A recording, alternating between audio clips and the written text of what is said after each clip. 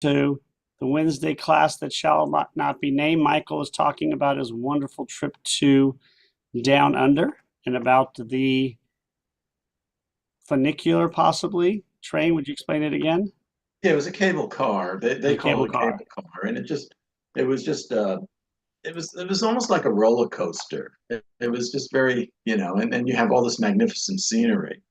And I haven't even told you about New Zealand, so I'll let the class go. And I want to hear about it. So I love it. And I only know funicular because my son loves trains, so I now know what a funicular train is. What happened to David? We lost David. He'll probably come back on. I Okay. know Larry and Jane are back in New Jersey, and our prayers go with them. And we have people, we'll probably have 7 people or more watching on YouTube. And I know Arnold wanted to watch on YouTube today. So everybody else who's watching, love to have you guys on Zoom or just on YouTube. We're so happy to be here. Just a first notion, we will not have class next week. Apologize, they have lunch day at my daughter's school. It's one of the rare times we can go into the school for something, so I don't want to miss that. And also, we have our Seders coming up. Don't forget Passover, Monday and Tuesday. I think we're booked in the Seders. But if you do want to get into second night, let me know. That might be possible. And I hope everybody has a Seder to go to. If you're looking for a Seder. Arlene and I are going to the first night. Okay, great. If you're looking for a Seder and you don't have one to go to, let me know. And I'll call around and see if I can get some for you. Okay. And what we're going to talk about today is something exciting because everything we talk about is exciting. And today, Ron, can you show a hand? I want to make sure to welcome the hand before I forget, because there we go. The hand from the Adams family has come to join us yet again. Yeah. We keep inviting Wednesday to come over, or Morticia, but we only get the hand. I'll even take Cousin Ed, but we just get the hand. So what we're going to do today is, of course, talk about women in the Bible. We've talked about a host of them so far. A lot of the minor characters, because there's a lot of times we don't really speak that much about the minor characters. But we also don't want to leave the major characters out. And so we're going to talk about some of the more major characters today, basically talk about the matriarchs.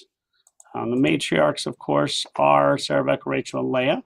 We may get farther down and talk about Bilhah, Zilpah, may even get to talk about a few others. But these are again, 3 patriarchs, 4 matriarchs. These are the founders of Judaism, or more appropriately, monotheism.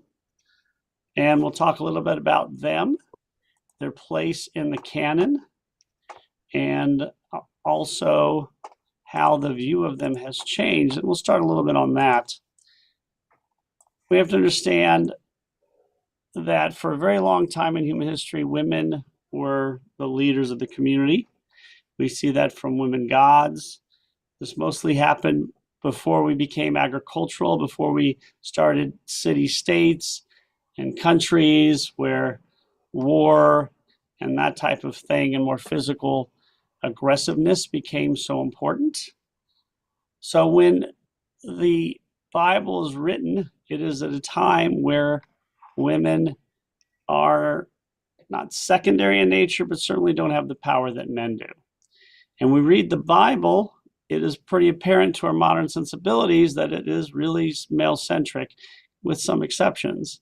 But we have to also understand that for the time it was written, it was probably ahead of its time in the way it treated women and the way that it assured them a place at the table, insurance that women must be taken care of, the exceptions to the rule where women were leaders.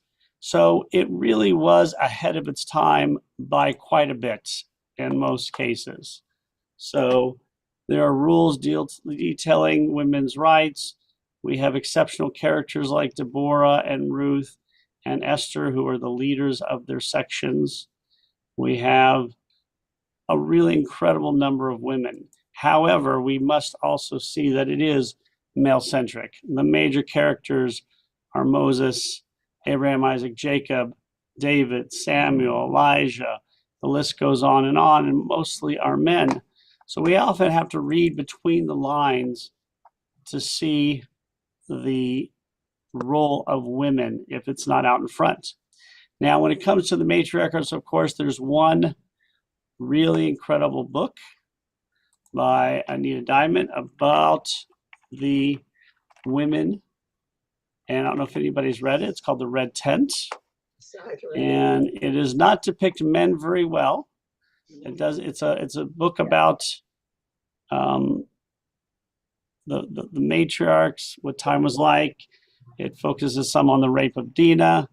The men are not shown in a good light, obviously, as I mentioned, but it is an excellent book if you want to read like some sort of historical fiction where they try and bring out what the lives of the women were. And probably a lot of truth. The women were limited to just keeping the house clean, cooking, raising the kids, and working full-time jobs. So that's what they were limited to doing in real life.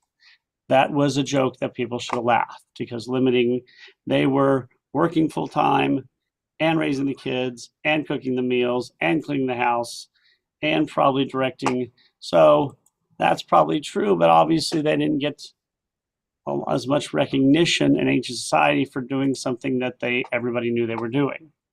So we retroactively do it. And when we look at them, we also retroactively look at them from a modern perspective to see what their real roles were, not only limited to what we see in the Bible, because the Bible is very limiting. Plus, we also know what does the Bible concentrate mostly on, especially with the most important characters. It concentrates on the mistakes. You know, there's a lot of time spent on Moses' mistakes, on Abraham's mistakes, on David's mistakes, because it is a how not to book. And it's the same for the women in many respects. A little less so because they're not as major characters. But we know the matriarchs today are essential to our world, and we look at it with a much more modern perspective. In our prayers, we've included them in the Amidah. Say, you know, Abraham, Yitzhak, Yaakov, Be'imotenu, Sarah, Rivka, Rechav, Leah. And we look at them for what they did, and as I said, for being religious leaders in the community, for raising the kids, for cleaning the house, for cooking, for working full time, to allow their husbands to do these other things. But let's look a little bit at them. There's 4 of them because Jacob had 2 wives that are considered matriarchs. We also have to remember that the matrilineal descent we see in the world today, you were Jewish traditionally according to your mother, is not the way it was in the Bible. In the Bible, it was according to the father. That changed 2,000 years-ish ago. Officially, the stamp on it was about 1,300 years ago. But in the Bible, it is men that the line goes through. And we're going to start with Sarah, obviously, because she's the first. Her original name was Sarai. In the Bible, especially in the Torah, getting a second moniker given by God is an extraordinary honor. It's like the Medal of Honor. Only a few characters are given a second name. Abraham and Sarah go from Abram and Sarai to Abraham and Sarah. Jacob goes to Israel. And so originally Sarai, but obviously she becomes, which is basically, you know, princess. But she is eventually Sarah. So what do we know about her? We don't know about her upbringing, the same as we don't know about Abraham's upbringing. She comes to Israel or Canaan with him. We know that she is a relations of Abraham, which was done back then. Possibly a niece, possibly a half sister even. We know that she was most famously infertile, which is a real issue in the ancient world. That's why it's brought up so often, because often a woman's rights, privileges, power comes from having children, especially male children. And that's why we see so often that Jewish women are infertile, because they talk about it, because they talk about the issues. If you have plenty of kids and have a wonderful life and there are no issues, you're probably not making it in the Bible. Not if you're going to be a major character. Maybe a minor character like Jethro, but if you don't have issues, then you're not making it in. And if you lead a successful life and win awards, they're going to concentrate on your tribulations, which is a lot of what we do. We love to talk, they don't make movies about people who have great lives all the time. They make movies about people who overcome problems. And that is what the Bible is about. And the biggest issue, of course, is she has no children, which is a very big issue because at this point in history, Judaism is going through Abraham. And so he needs to have children. So she is very nice and gives her maidservant to Abraham. Her name is Hagar, which is tradition to do it so that they will have a kid. She does have a kid, Ishmael. Obviously, Abraham was a little older. He was 86. I know some of you, I know Ron is over 86. I don't know about Ron, but I don't want to have kids at 86. That's just me. I mean, call me crazy, but having him at 50 was... I don't either. Okay, Ron, you've stopped as well. Okay, so Ron stopped having kids. But, I mean, again, he lives, to a long number. So Hagar has a son, and then all of a sudden, of course, we have the visitors. They're treated well by Sarah. God tells Abraham that Sarah's going to have a kid. She starts laughing about it, which makes her look bad. God's like, why are you laughing at my power? Well, I'm 90 years old. Having a kid at my age is funny. I just talked about a man having kids at 86. That's funny. A woman having kids at 90 is even funnier because obviously physically that's very difficult. And at that time, even more so. Although probably in the future that may be happening. We don't know. So she names him Isaac, which means laugh, obviously. And now we have a very serious issue because she does have a child. And his name is Isaac. And what is the serious issue? The serious issue we have to understand is the next generation. It's a Game of Thrones thing almost. It's who is going to be the leader of the next generation, because there are rules we see later in Judaism that the firstborn son of either wife is considered the firstborn son. You do not treat that firstborn son as if he is not the firstborn son. And so Sarah is the first wife, but Hagar's son Ishmael is the firstborn son, which means if things go according to plan, he will inherit everything.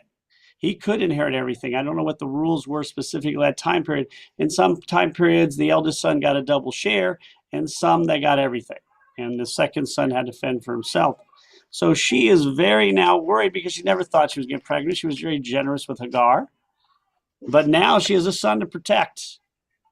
And we all know, God forbid, Abraham dies in a few years when Ishmael is an adult and Isaac is still a little kid. We don't know what Ishmael may do. What if Ishmael doesn't like Isaac? Ishmael can banish him, maybe even kill him. Isaac's not going to inherit anything. And so Sarah's made to look pretty bad because she kicks Hagar. She has Abraham kick Hagar out. It can't be. Now you say, why didn't Sarah do it herself? It has to be Abraham because he is the one who's going to decide who the eldest child is. Abraham has to say, you are no longer my wife. That's not my child, for inheritance. Not only the inheritance of the stuff, not only the inheritance of the name, but inheritance of the future of Judaism. And Hagar is kicked out by Sarah without any... Yes, Flossie. If they get intimate, that automatically makes her his wife? That's a great question. The answer is often yes, but not officially always yes. So there's different categories of wives. There's wife, there's handmaiden. But yes, there were certain women that were not the women you would have children with. There were women, that they had the prostitutes, they're women like that, or women who are outside society, and there are women inside society. If you had a kid with somebody, that woman was your wife. She may not be a first wife. She may be considered a handmaiden, which was a different category, but still your wife, and the child is still yours. That is a very important, good question. We see that marriage is often through consummation or children. They didn't always have marriage ceremonies, although we do see one with, of course, Jacob. So they did have them. So yes, but this is even more true because Sarah gave Hagar to Abraham to have kids. In some traditions, that kid would be considered Sarah's kid, maybe. The problem is Sarah now has had her kid biologically, and she wants that kid to inherit. And that is where we see the problem. And so she has Hagar kicked out without anywhere to go, and puts her in a terrible light, as it should, because obviously this woman, Hagar, we don't know what's going to happen. However, from the other perspective, she is probably protecting her son from losing his privileges, his rights, his money, his destiny, and maybe even his life. And we see that throughout history, that the eldest son will not hesitate to do something to the younger son, especially if the younger son is from a different spouse.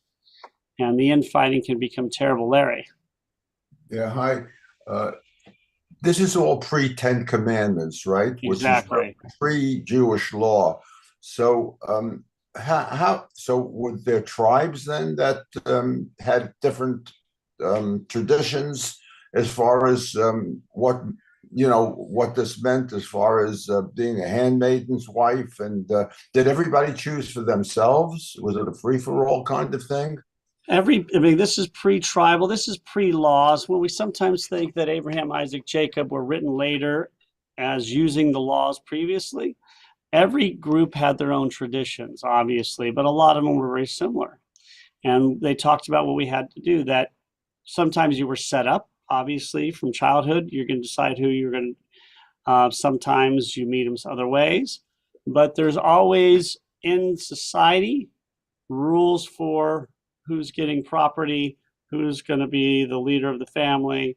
And we don't know what they were exactly at this time. I mean, it doesn't say exactly. Like later on, we read the rules. We assume, though, which is a very easy assumption, that Ishmael, as the older son, is considered the first son. At the very least, would get a double portion, may inherit everything. We also know that he is not the son of the number one wife. And Sarah's power is in her ability to convince her husband to do things. And that is where her power is. She knows the longer that Ishmael's around, the longer that Hagar's around, the longer that they may intertwine themselves within Abraham. So she needs to get rid of Hagar quickly because she's got a baby who can't take care of himself, certainly couldn't handle a fight with the elder brother if that came to it. We've got Sarah, who now that Hagar has had a son and she has her own, she might be left out in the cold because Ishmael is the eldest son. And at the beginning, when Hagar had Ishmael, it may have been considered that Ishmael was Sarah's son because she gave permission for Hagar to become married to Abraham. But now that she's had her own son, that probably changed the rules. Ishmael's her son because she can't have one. Now that she has her own son, Ishmael will revert to being Hagar's son. That leaves Sarah in a precarious position. So she is probably making the decision, if I don't do something now, I could lose everything. I mean, Hagar could turn on me, Ishmael could turn on me, Abraham dies. That's what's going on, most likely. She also wants, she believes also what we've talked about from God, that God has chosen her son to keep the lineage of monotheism. So God has given her this edict as well, which is probably even more important. And she is not a man, so she can't follow through in ways that a man can. She has to do it through some sort of conniving. And in this case, convincing Abraham to kick out Hagar. But it is in the Bible, and she is lionized in many ways for it. So it looks bad to us. But from the biblical perspective, with a woman who doesn't have power, this is what you do, Flossie. If Hagar had a daughter, it would be completely different, right? It would have been most likely very different. Yeah, I agree with you. A daughter is precious, obviously, but in terms of property rights, would not have had the same need. You're right. If it had been a daughter, I don't think that the same thing would have happened. Probably not. When you say Sarah was lionized, you said? And Yeah, by the to word us, it looks lionized- terrible, but in the text, it does not say she did anything wrong by doing this. But Because she's certainly the one who is very influential in what would seem to be a real cruelty in sending them. exactly. It is very, very clear that she is the one who convinces Abraham to do this, that he didn't want to, but he does it on her behalf. So it Yeah. looks bad to us in our modern sensibilities, but again, we have to understand what the situation is. Throughout the Bible, women have power mostly through their ability to connive, to use their intelligence, to trick their husbands into doing the right thing. That is what we're going to see time and again. And it's because women now, there are exceptions, obviously, with, Deborah, because she's a warrior. But even Esther, has to play tricks, and Ruth has to play tricks to try and get the husband to do what they want or to marry her. And so, again, but the Bible does not say this is wrong because, again, women are living in a society where they don't have the same power, so they got to do what they got to do. And we know that. In the Quran, though, they're a lot gentler to Abraham in some ways, in that I think he escorts her and Ishmael to Egypt. Right. You also have to remember the books are written entirely different times. I mean, the Quran is Right. written 1,500 to 2,000 years later, maybe. And so the way things are written down are very different. The harshness of the language is because of the period it's written. Is the Bible, our Bible is written at a time where it's very harsh. Don't do this or else the world is going to end.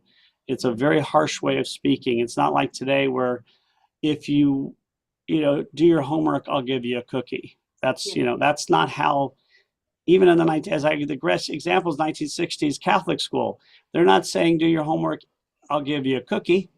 They're saying do your homework or I'm going to smack you on your hands with the ruler. We did. I mean, that was the way society worked until very recently. And that's the way language was written. The Bible is do not do this, because if you do, some outrageous, ridiculous thing's going to happen. If you don't do this, you're going to be stoned to death, although we never see anybody actually happy. If you don't do this, you're going to, die. If you don't do this, there's this. I mean, it's very much, the best analogy is always going to be don't sit too close to the TV or you'll go blind. I can sit in front of my TV for 4 years straight and I'm not going to go blind. I'll starve to death, but I won't go blind. So it's the exaggeration, more exaggerated the punishment, the worse the crime. There is no exaggerated punishment for sin. Now, there are other stories about her. Obviously, she's very beautiful, because when Abraham and her go into Egypt, Abraham is not shown in a good light because he doesn't tell people he's married to her. Pharaoh falls in love with Sarah, wants to marry her. Pharaoh is shown as a good guy because he finds out Sarah's already married. He's like, Abraham, why don't you tell me this? I've been trying to marry a woman. She's already married. I can't do that. So that puts Abraham in a bad light in the fact that he was pretending Sarah was a sister. But we also know he wasn't pretending because Sarah probably was his half sister. So it's but Sarah is the mother of our religion. Could we go back before Sarah for a minute and just take a quick look at Eve and take a quick look at Mrs. Noah? We did not talk about Mrs. Noah here. We have talked extensively about Eve. The difference here is Sarah is the first monotheistic woman that we would consider Jewish. Eve is considered the mother of our line of humanity, and Noah's wife is considered a continuation. But when it comes to pressing and passing Judaism, Sarah's the first one. And that's why she's considered the mother. Eve, obviously, are a lot of negative connotations are given to Eve throughout history. We talked about debunking all of that. And Noah's wife, okay, there's not a lot about her, but you're right. These are other women that have similar, are basically, Eve's a little different. Most women are thought of as the wife of their husband. Eve has her own personality altogether. But Sarah is known as the wife of Abraham. I mean, that's her moniker often. And in the modern world, we're trying to take that and change it to saying she was a powerful woman who made sure her son, what God told her, her son is to be the heir, and she made sure her son was the heir. God doesn't tell Abraham that Isaac's going to be the heir. He tells Sarah, and Sarah has to decide how to do it. Abraham is probably too nice of a guy, and he wants to follow the rules that Ishmael's the eldest, but Sarah has been told by God a little differently. But from Eve, I guess we get the Oh, whole idea that how women influence men, right? The very We do, strong- but of course, there's a lot of negative connotations with Eve that are not found with Sarah at all. Sarah is not really shown in a poor light in Jewish history. I mean, from our modern sensibilities, yes, but in history, she was the wife of Abraham and she did what she needed to do. Eve becomes the temptress, the personification of the Yetzer Ra, the evil inclination in women, in Judaism and in Christianity. So again, she was doing what she needed to do, but she is not only is she not lionized for it, she is condemned for it in many respects. We left the garden because of Eve, whereas most women are not shown this type of disrespect. The other women in Judaism who do things that are nefarious, but for good reasons because they're powerless, are not usually indicted like Eve. And Sarah is a perfect example. She is not indicted for what she did to Hagar. We see very clearly that God takes care of Hagar and Ishmael. And Sarah, for all we know, was told that this was going to happen. So this is what we see as Sarah is a strong woman who lives to a nice age, knows what God has told her, takes care of her son and her lineage like she's supposed to, even though she has to do something really harsh. And she probably knows her husband won't do it without her pushing him to do it. Abraham is, like, as you say, quite old when Isaac is born. But Hagar is a younger woman at the Hagar time. And, is a younger woman. I don't remember if we were giving her age. That is a very good question. I don't know what Hagar's age. I mean, she's obviously. You would tend to think if he's 86, just being suspicious, his affairs must have been going on for quite a while and he had other concubines, I would have imagined. That is not. Is that known or not? That is not said to us. It could certainly be assumed, but we do see the only time we see this is when Sarah says to Abraham, I want you to have a child with Hagar. That's the first time we see this. Now, men were allowed to have multiple wives in most societies back then. He does not have another wife at the time with Sarah until Sarah says, here's Hagar. He does have another wife later after Sarah dies. So he is not shown in that way. Certainly he may have. There are women who were used for that, but he's not shown as having multiple wives until Sarah says to do it. So, and not only that, he does what she says. So obviously he's in love with her. They have a great relationship and he acquiesces to what she wants. He's like, you need to get rid of this woman. I don't care what happens. You got to do it. Trust me. And he says, okay, I don't want to do it, but I trust you. And she's right. What changed her mind then? You think it was this sudden epiphany that maybe, this other child will not inherit? Or I think the fact that she's going to have her own child now? Exactly, both, everything. God tells her you're going to have a child. The line of Judaism goes through you. She knows that Ishmael's the older child from another wife, that her child could be in perilous danger at the very worst, but certainly could lose the blessing, could lose monotheism, could lose a way to keep a good living. It's all connected. Now, they doesn't go into this in the story, but it's very obvious to see. I mean, this couldn't be more obvious that we know that then there are multiple wives with multiple children. Even today, when it's when you cannot have multiple wives, but you divorce, you have another wife, or you have a wife and you have an affair with somebody, you have children. There's a lot of angst between children, and some of it is because of the inheritance, but there are other reasons as well. I mean, Ishmael could have easily seen that Hagar was was not the top wife, that she was by far second to Sarah, and when nobody's looking, he could have taken it out on Isaac and treated him really poorly. I mean, he's 13 or 14 years older. Was there something in Ishmael's personality that we don't know about, or that we do know about, that led her to believe that he would not be a follower of Judaism, or No, I don't think so. Or was there such a thing as conversion? Or no, I mean, he's Abraham's son, so he's part of the. Now, if you look at the Jewish texts later on, Ishmael is not treated very well. They make him look terrible. He's a rapist, he's an idol worshiper, he's a terrible human being. These are all things that are spoken later on about him, but at the time they're not. So, yes, Michael. How does the Quran treat Isaac? Isaac is, I think the Quran is much more lenient with the relationship, I believe. But it's also written many years later. And the Quran is written at a time when there's a belief that Jews will eventually convert to Islam as well. So, but again, you're talking about books written at different times in different places. One's written in the desert by a religion that's going to be competing, they believe, with Christianity, not with Judaism. They think Jews are going to convert to it. They're going to use a lot of the same laws as Judaism. If I find out later that Jews, so there's a lot of different things that go into it.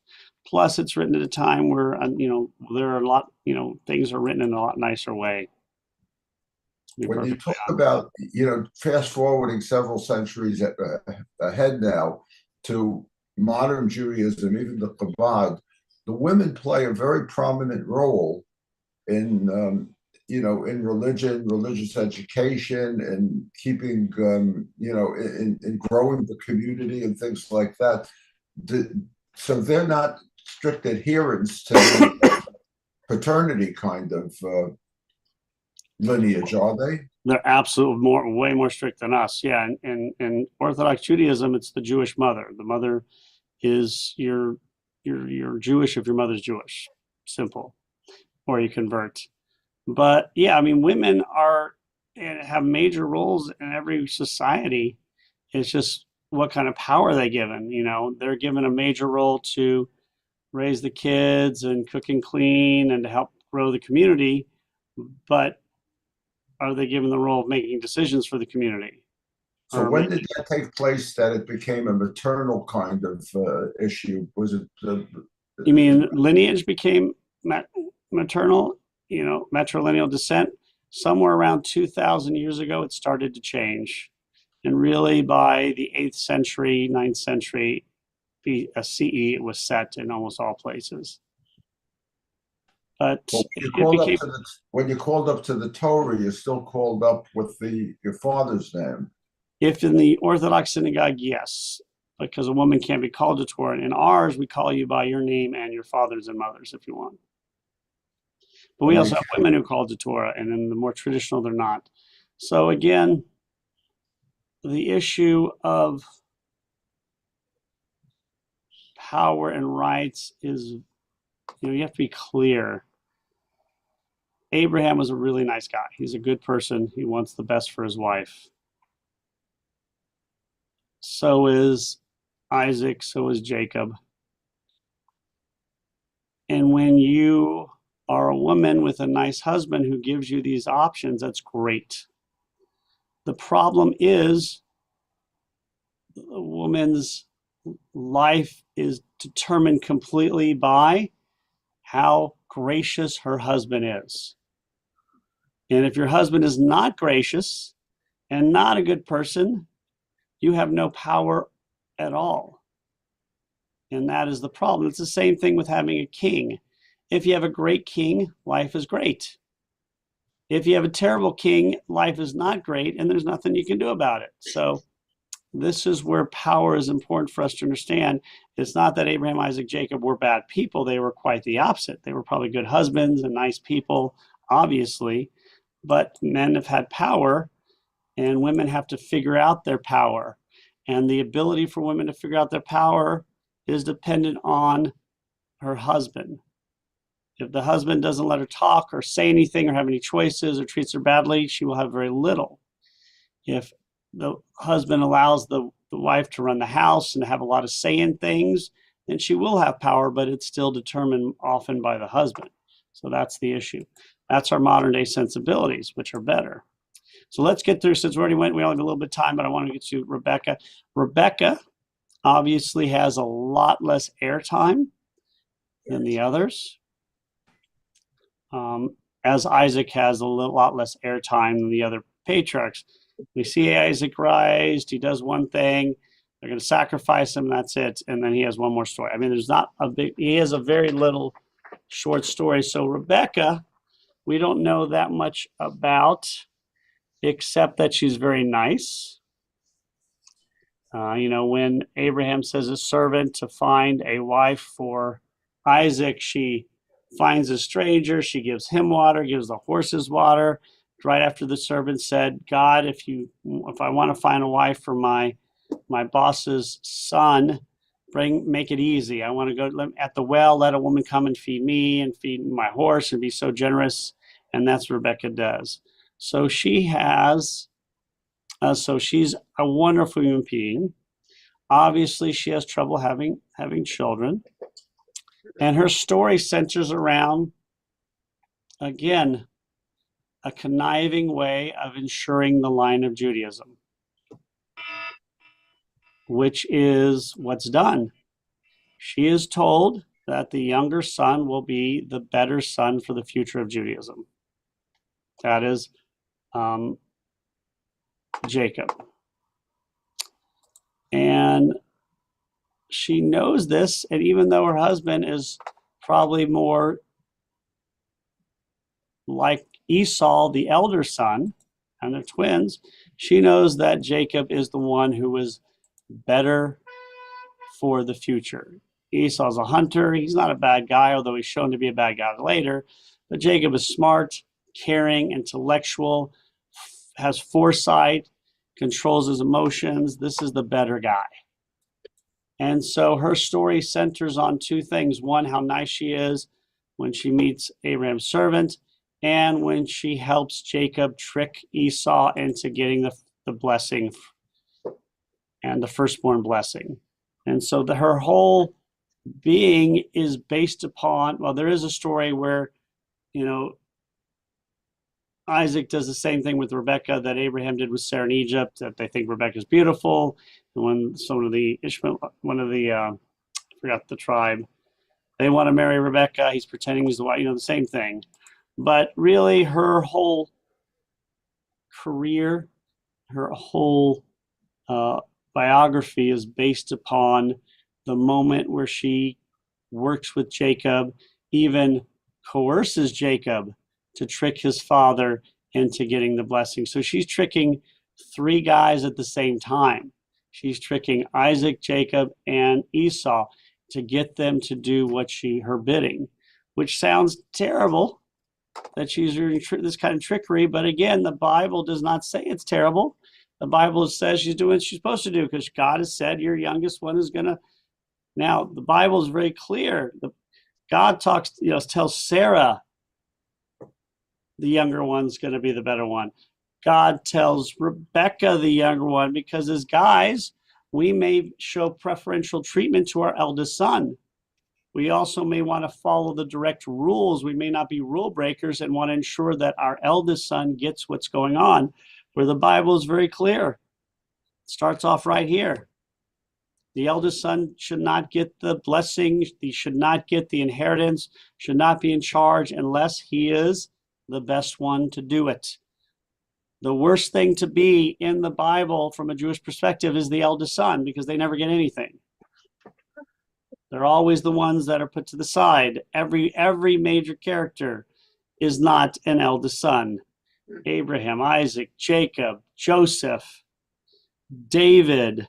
I mean, they're not eldest sons, because the Bible wants to make sure we understand that. So she is continuing the trend we saw with Sarah, but of course she takes the deceit to another level in that she tricks all three of them. And of course, nobody's upset at her at the end. They're upset at each other because they have been played and they don't realize it's her playing them. Or maybe they do and they don't want to do anything because she's her. She, like Sarah, we don't, Sarah, we hear her death. Rebecca, they don't even mention her death. Really, once she has the story with Esau and Jacob, her story ends. She is buried in the cave of Machpelah with the others. There's only one of the 7 patriarchs and matriarchs are not buried in the cave of Machpelah, which is in Hebron, and that is Rachel. And we'll talk a little bit about Rachel and Leah now. Now, Rachel and Leah are different in that they both also have handmaidens who have children under their husband Jacob. So Jacob ends up having 13 children, which makes inheritance laws much more difficult, obviously. But when you have 12 boys, you're probably not giving one boy everything and everybody else nothing, because that is a plan of disaster, because so the eldest was going to be, supposed to still get that. So Rachel is the daughter of Laban, who is the uncle of Jacob, and so is her sister Leah. And we know the story. The story, again, about Leah and Rachel is based upon their husband, not based upon them. It's their husband, just like Jacob tricked Esau. Jacob is now tricked because he wants to marry Rachel. But at the time of his wedding, you marry somebody, there's a veil covering. This is the first time we really see a marriage ceremony. And the veil is covering Leah. And it turns out, covering Rachel, it turns out it was Leah. He ends up marrying the older sister. And so he has to work another 7 years to marry Rachel. And then he has to work another 7 years to get the stuff. And of course, Rachel does have trouble having children, as is the case.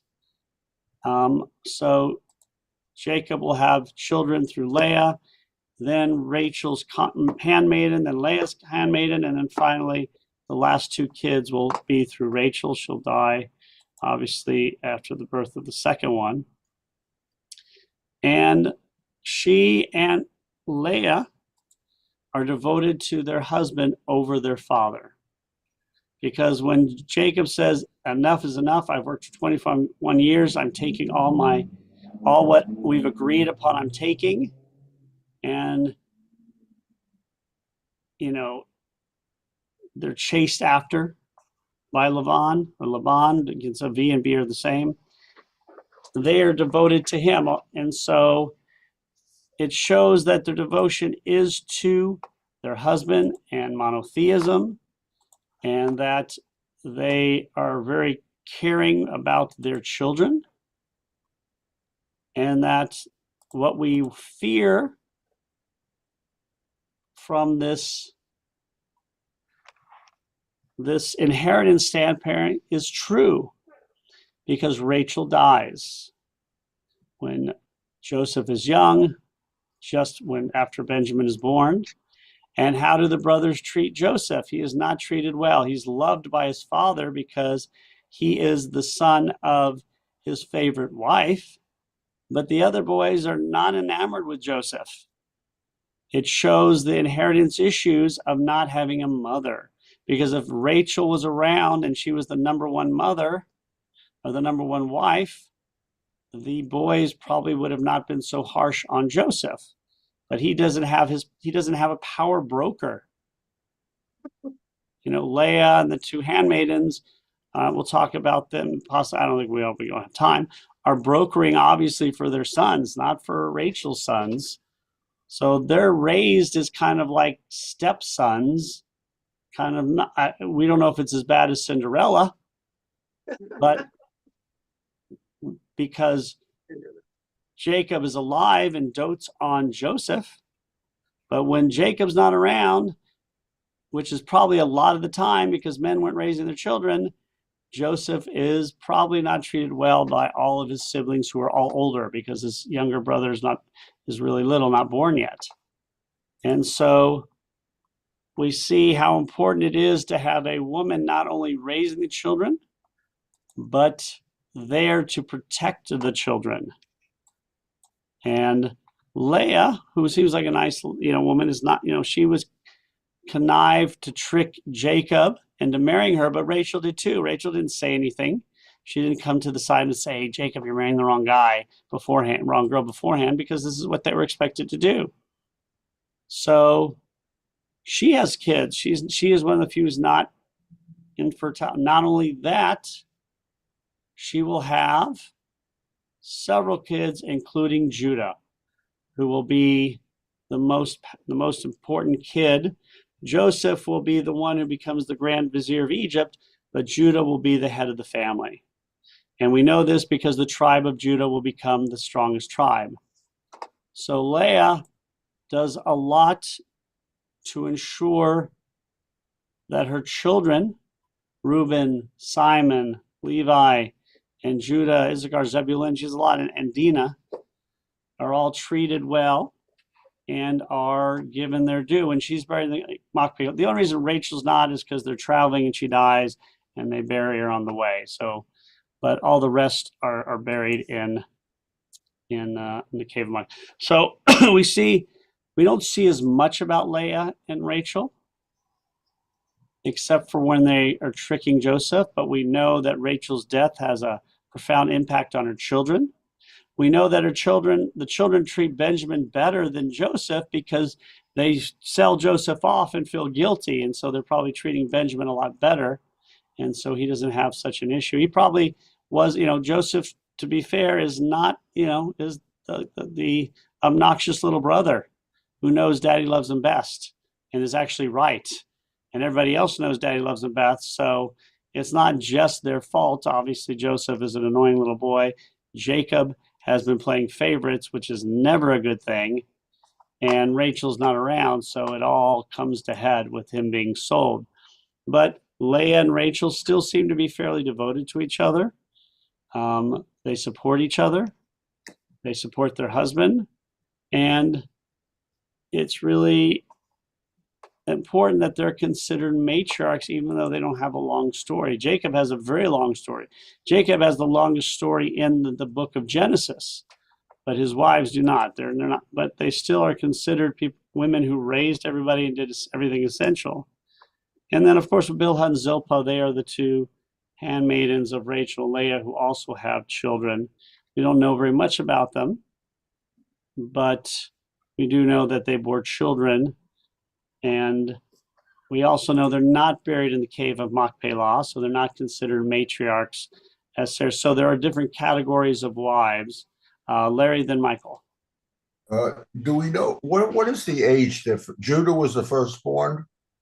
Judah's not the firstborn. Remember, the firstborn never gets to be in charge. Okay, He's so like, who was the firstborn? Reuben is the firstborn. Reuben. So what was the age difference? Do we know between Reuben and not Joseph, but Benjamin? I guess would have been the last one, We right? absolutely know. I think that age differences. I don't know them offhand. I should probably know these things, but there is a significant age difference between Reuben and Benjamin. Reuben is probably guessing 20, 22, 23 when Benjamin's born. Okay. So there's now what's also important is that despite there's 12 sons and one daughter, and who are the two most important sons? Joseph. And Joseph and Judah. Those are the two most important sons, bar none. Joseph paves the way for us to move to Egypt and be saved from the plague. He's the grand vizier. Judah, through his redemption, is the most powerful, straightforward, strong, and the leader of the family. And who is Joseph's mother? Rachel. And who is Judah's mother? Leah. So that is not coincidental by any stretch of the imagination. Reuben, who is the weakest in many respects, is not, when Leah can't have kids, and Leah has a little trouble at the beginning. Reuben is, I think, Bilhah's, So again, it's showing that the eldest son should not be in charge if they're not capable, and Reuben was not capable. Now, Reuben was nowadays, not capable. I'm sorry, Larry. excuse me for interrupting, but I'm No, saying please. nowadays it seems like the tribes have lost, most of their influence or credibility, and it seems like if you classify Judaism, if between almost all of the conservative, Reform, Orthodox, you would say, are you a Levite? Are you a Kohen? Did the tribe, did the Kohens now, how did that take place? It's a good question. There are no tribes anymore. So what happened was, at one point in history, the Jewish world was divided into two countries, Israel in the north and Judah in the south. Right. In the north, you had the 10 tribes. In the south, you had the two tribes, Judah and Benjamin. And then the tribe of Levi was not based on location, because they were priests and lower priests. So they were living everywhere. So every when had their own priest. Yeah, every place had their own priest. Again, you'd want to be a priest with Judah, the tribe of Judah, in Jerusalem. That meant you were probably more powerful than a priest who was in the middle of Yehupetzville, But when Assyria destroys the north, Israel, the 10 tribes disappear. Some of them probably go into Assyria and disappear. Some of them come south into Judah, and they merge together, and the tribes disappear. So in the late 8th century, certainly in the 7th century, the tribes disappear almost completely. Now, the exception is the tribe of Levi, or Levi, because they are living in different places. So that tribe sustains itself as a different entity. So in the tribe of Levi, you had the head priests that are descendants of Aaron. Those are the Kohanim, and the rest of the people are the lower priests. So today you can't say, I'm from the tribe of Judah, I'm from the tribe of Benjamin or Reuben. That doesn't exist anymore. You can only say, I'm Jewish, or you can say, I'm from the tribe of Levi if you are a Levite or a Cohen. I am a Levite. Does that make me better than all of you? No. How do I know I'm a Levite? I say this over and over again. There's only one way to know I'm a Levite. It is that, Michael? The father told you. My daddy told me. That's the only reason I know I'm a Levite. And how did my father know he was a Levite? His daddy told him. Now, am I a Levite going back to the time of Aaron? The odds are pretty slim. There may be some blood there, but certainly my great-great-great-grandfather Reginald moved to a new city and said, you know what, I probably get a better job if I'm a Levite. I can't be a Cohen, because people know Cohens because there's very few of them, but I can pretend I'm a Levite. Also, a Levite and a Cohen, there are very strict rules about who you can marry.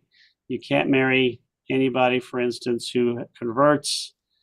So that means to have a legitimate Cohen or a Levite today, that means every single relationship for 3,300 years, that the husband and wife, neither one had a drop of non-Jewish original blood. That means every single descendant on my father's side and my mother's side has to be Jewish, without any intermarriage, any intermingling at all for 3,000 years, all the way back to Aaron. The odds are astronomical that didn't, but there's always a chance. There was such a thing in a group of Jews that used to exist all the way to the 14th century, 15th century. Michael, sorry. No, that's okay. I never thought of this, but how did the Levites separate themselves into Levites and Kohanim? I mean, It's very easy. that's- There's a certain family within the Levites that were Kohanim. So the entire tribe of Levi were considered the priest, but you had to be a descendant of Aaron. So let's say Okay. we're all Larry, David, Michael, Ron, and I are all Levites. But only David is the high priest. Only he's the high priest. So his children, descendants, will be the high priests. Larry's, Michael, mine, and Ron's children will be the lower priests, descendant-wise. So you don't have to be to be a Cohen is not only to be from the tribe of Levi, you have to be from Aaron. Aaron. That's the Now, distinction. remember, Aaron has multiple sons, and they have multiple sons, and they have multiple sons, and they have multiple sons. So there's a lot of different ways to become the high priest, and there's a lot of infighting and power brokering and stuff through the ages. But I'm a Levite because my daddy told me. Now, very specifically, my wife converted to Judaism. So my wife came to me and said that my son and my daughter are obviously Levites. I said, no, honey, my daughter can't be a Levite because it has to go through the man. And my son can't be a Levite because I married somebody who went through conversion. And my wife told me something very interesting religiously. She said, you're wrong. Both our children are Levites. And I said, you're absolutely right. So her debating skills are much better than ours, mine. So my kids are Levites, and they always will be. And then if anybody doubts that, please talk to my wife, and she will set you straight. Book of Leviticus now.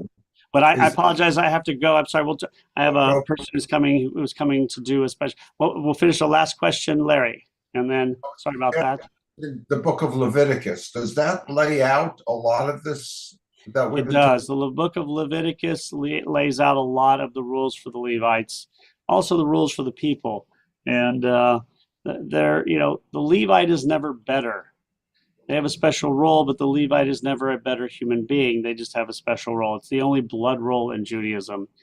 And once the temple was destroyed, that role ended. And so they're never considered better. So if you're Orthodox, Reformed, Conservative, it has no say in whether you're a Levite, Cohen, or Israelite. None at all.